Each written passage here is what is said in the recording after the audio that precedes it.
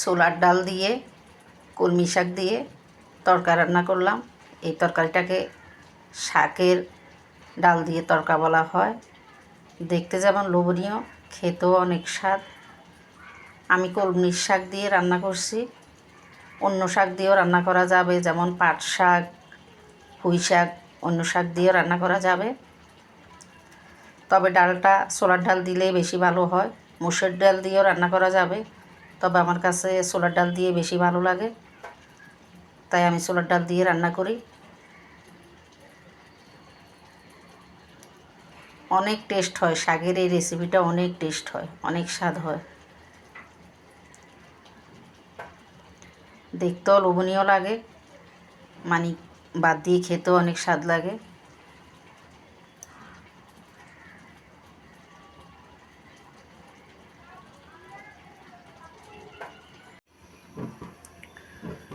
ছোলার ডাল ধুয়ে আধা ঘন্টা ভিজিয়ে রেখে এখন সেদ্ধ বসিয়ে দিলাম, সিদ্ধ করে নিব।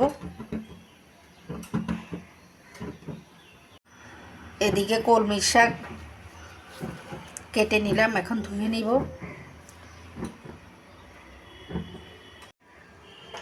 ডাল সেদ্ধ করে নিলাম, একদম ভালোভাবে সেদ্ধ হয়ে গেছে, এই যে পেটে পেটে গেছে।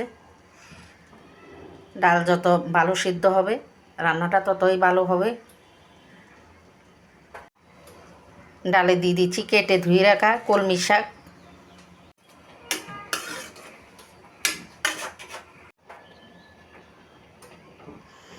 একটু করে ভাপিয়ে নিচ্ছি, মানে সেদ্ধ করে নিচ্ছি শাক।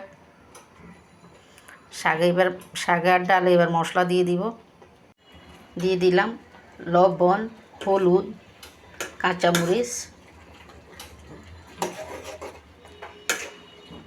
এই তরকারিটা রান্না করতে বেশি মশলার প্রয়োজন হয় না, মানে বাড়তি কোনো মশলার প্রয়োজন হয় না।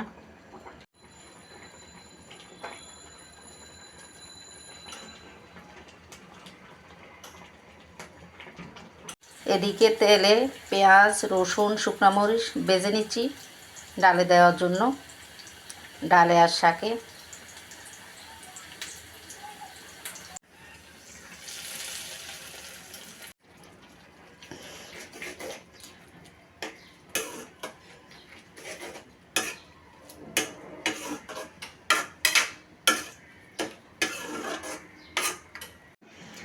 দেখতে কি লোভনীয় লাগতেছে, খেতেও অনেক স্বাদ। লবণ দেখে নিচ্ছি, ঠিক আছে লবণ। রান্না হয়ে গেল ডাল দিয়ে শাকের তরকা। এই রান্নাটাকে তরকা বলা হয়।